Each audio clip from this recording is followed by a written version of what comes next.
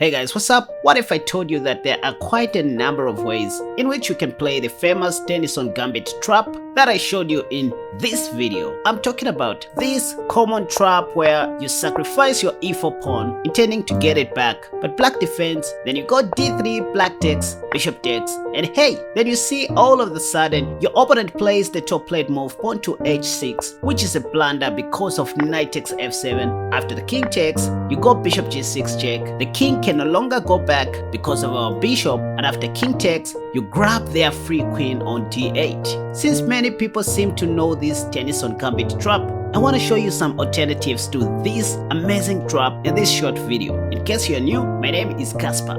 Alright, first alternative in the bird opening. So you begin with pawn to f4, then again you can see pawn to d5 is by far the top played move, after which I recommend you go pawn to e4 directly. They'll play d takes e4. I'm playing against the Lichess Database, you guys, so this is very fun to watch. Bishop c4, and then you can see knight to f6 is what most of your opponents will play, and then right away, instead of going knight to c3, playing like a normal person, you want to go crazy with pawn to d4. And I should mention to say that in the opening stage, you are basically giving up your advantage, but it will be very difficult for your opponents to maintain that advantage unless you are playing against a robot like Stockfish or whatever, which I don't encourage people to do. So again, after you play pawn to d4, you can see that e takes d3 is by far the top played move, after which I recommend that you pre-move knight e2, or play this as fast as you can, because it creates an impression as if you just blundered a piece.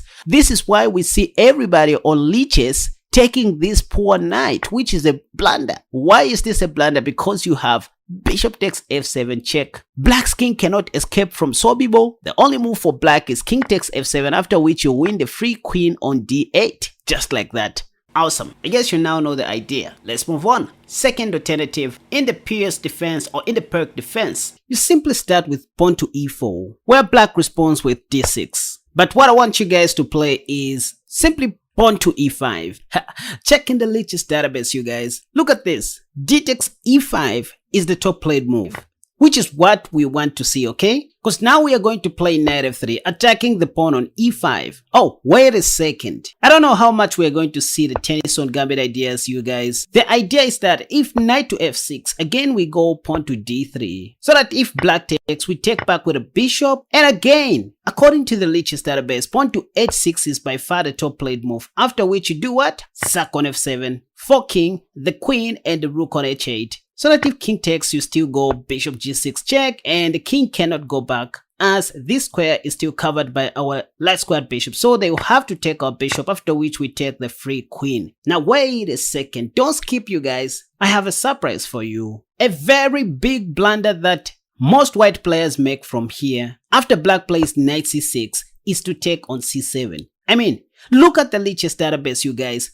Queen takes c7 is by far the top played move. What's wrong with people? You guys, this is a very terrible blunder, and I'm going to show you why. The correct move here is queen d1 or maybe queen d3, which I like playing. Let's see what happens after queen takes c7. Now black can simply go pawn to e5 and your queen is trapped, okay? It has no squares to go to. It cannot escape, okay? All these squares are covered by black's pieces, so don't take on c7, please, you guys. This is a very terrible blunder that most YouTubers don't cover. And now, I guess you've known it. For example, after you play knight c3, black just needs to play knight e8 to win this queen. It cannot go anywhere. So don't play queen takes c7, you guys. In this position, I suggest you go queen d3 check, provoking the move bishop f5, and only then do you play queen g3 check, Casper's signature move, and after king h7, you now take the pawn on c7.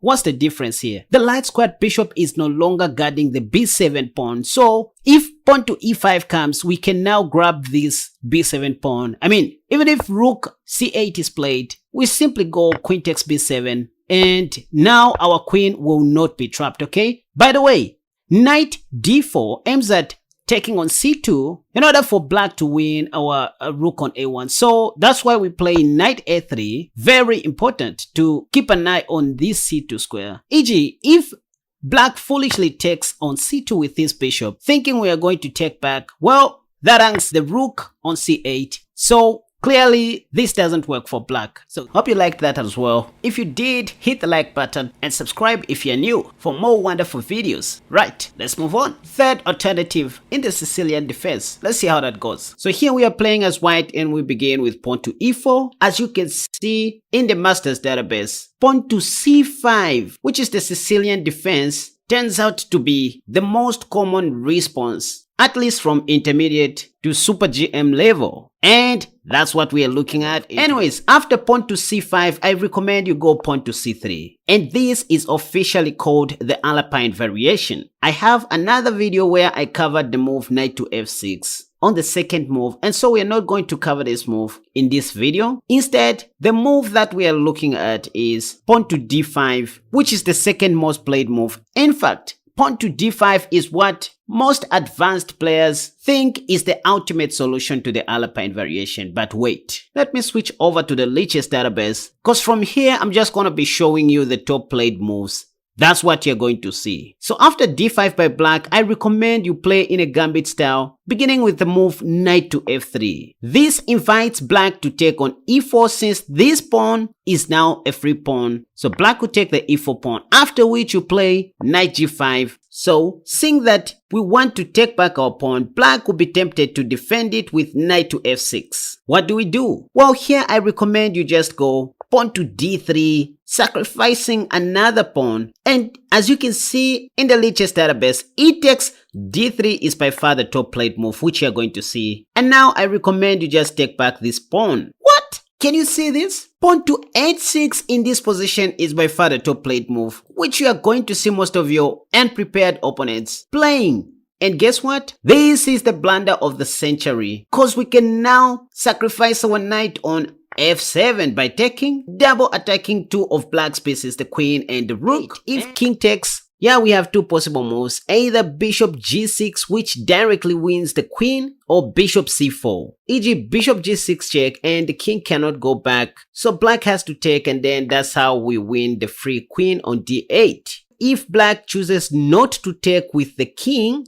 but to go queen d5, well, we have this move, knight takes h8. Because if they take our free pawn on g2, we can safely win the queen by playing bishop g6 check. Our queen is doing a great job of covering this file, so the only move is for black to give up his queen, and from here we should go on to win. And that's how we can easily transpose the game back into the Tennison Gambit ideas. Alright, now the fourth alternative to the Tennison trap is in the French defense. Let's see how that goes. So this is where you start with e4, then your opponent goes e6, pawn to d3, then instead of going pawn to d4, in rapid, blitz or bullet, you can try pawn to d3, after which you will see them playing pawn to d5 like always. Now you go knight to f3, allowing them to take your e4 pawn, because you want to go knight g5, wanting to take back the pawn. If e takes d3, yep, you can take back with your bishop, but I like knight c3, just testing your opponent's patience. And hey, look at this, d takes c2 is by far the top played move once again, which is a blunder, because this allows you to take your opponent's queen if they take back. Now you go knight takes f7 check, and on the next move, let's say king e7, you're going to win the free rook on h8. If you count material, you are simply up a piece, and at worst, if they manage to trap your knight, you're going to be an exchange up forever, and this will be good for your eyeballs. Now, it's not every time your opponent to take on c2, sometimes they may go knight to f6, and this is when you want to take back on d3. If they play pawn to h6, you don't sack your knight, better go knight e4, and if they play the top played move bishop e7, you just want to continue developing your pieces normally. And now if h6 comes when your opponent has already castled short, you don't even do anything about that knight. You can go pawn to h4, sacrificing your knight on g5, so that if they take, you can take back with your pawn. Now you want to take back their knight. If they go knight d5, the top played move, this will be a mate in 3, ladies and gentlemen, which begins with rook h8, or you can go queen h5 first, but this is straightforward and easy to find. Again, after pawn to h4, if they don't take your knight, and let's say they play something like knight c6, your knight is the safest piece on earth. All you can do is just to castle long and continue playing your game as if your knight is not under attack. Remember that your king's rook is still controlling the h-file should black take this knight. By the way, you are just one move away from winning black's queen on d8 if they don't do anything sensible about their queen. Anyways, the final alternative worth trying is in the Caro-Kann defense. Let's see how that goes. So as usual, we begin with pawn to e4, then black responds with c6. Then from here, instead of going pawn to d4, we now play knight to f3. Moves are well known, so from here, black will still go pawn to d5. After we put our pawn on d3, so you see a lot of people taking on e4. So from here, I recommend knight to g5. If pawn takes, we take with our bishop, not our pawn. So from here, I have highlighted some arrows here. You can see all the arrows in red are blunders. For example, you see that knight to f6 is by far the most common response by black, which is a blunder. Let's see what happens if black responds with knight to f6. By this time, you already know the move. Yep, it is knight takes on f7, forking the queen and the rook at the same time.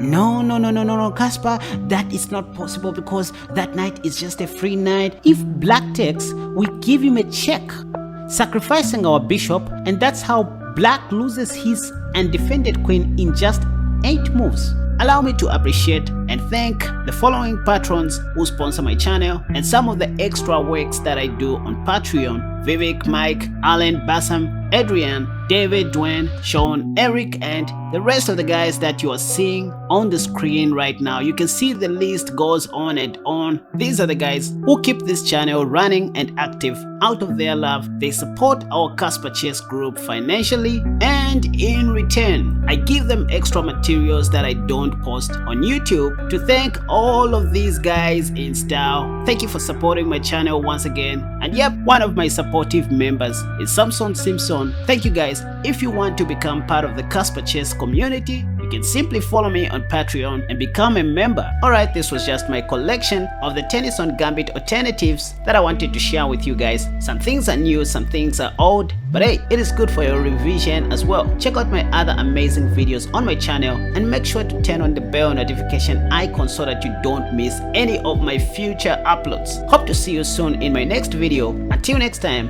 bye bye.